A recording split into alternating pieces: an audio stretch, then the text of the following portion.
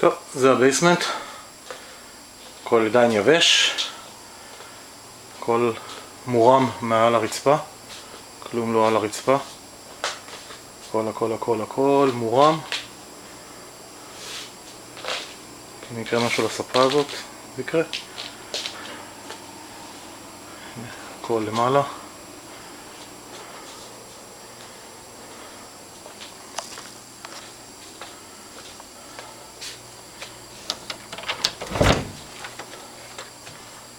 פה בחדר של הכלים, מגבת על מקומות אסטרטגיים שאולי יקרו, והייתה פה רטיבות כבר פעם, אפשר לראות.